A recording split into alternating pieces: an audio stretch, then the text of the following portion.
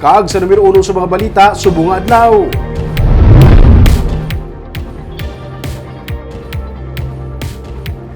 4 pesos kada kilowatt-hour nga pagdubo sa bayaran sa kuryente ginapaabot sa bulan sa Pebrero. Ini gipasalig sa power suppliers sang Seneco. Ini kasunod man sa pagkwestiyon ni Mayor Abby Benitez kung nga wala nagapalareho ang power rate nga ginabaklan sang Seneco sa ilang power supply.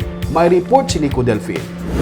Sa sulat niya ginpadala ni NEA Project Supervisor kag Seneco Acting General Manager Attorney Vic Alvaro kay Mayor Abby Benitez, iya ginsiling nga magluwas sa separado nga kontrata nagaapekto man sa pagsaka sang generation charges ang pagsaka sang presyo sang produkto petrolyo. Ining kabangdanan suno sa iya nga naghinyo man sila sang bulig sa mga natungdan nga ahensya agud mapanubo pa ang balayran sa kuryente. Naahang pa naman ini sang alkalde nga separado ang 35 megawatt kag 10 megawatt power supply agreement sa tunga sang Central Negros Electric Cooperative kag PAM Concepcion Power Corporation o kon PCPC. Pero luyang niya nga maibaluan kung diin nagakuha sang supply sang coal ang PCPC rason sang pagsaka man sang pass-through charges sa balayran sang kuryente nga ginapasan sa mga konsumidor. Ang coal ang ginagamit sa pag-produce ng power supply nga ginabaligya sa mga power firms pareho sang PCPC sa mga distributor kasubong sang Seneco. Do they get it from Australia or do they get it from Indonesia? Right? So kung gusto ka rin makita is for PCPC to show me the receipts kung di nila ginabakal ang coal and how much.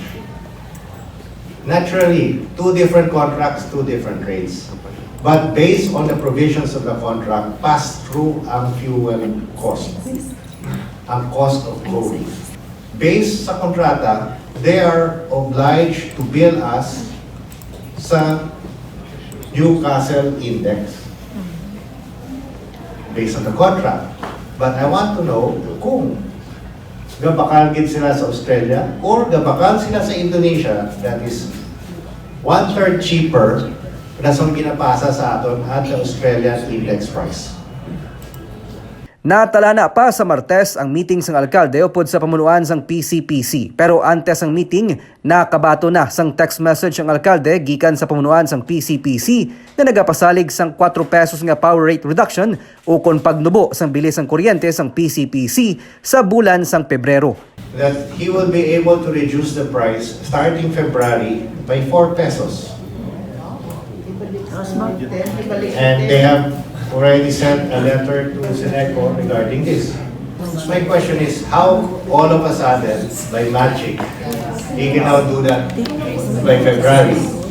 So, una po, one of my requests from ERC, if they can find out, kaya that is a pass-through cost. Gindugang sang alkalde nga kung may overcharging sa suktanay sang bilis sang kuryente, dapat mag-demand sang rebate ang mga konsumidor. Nico Delfin para sa DGCast Negros.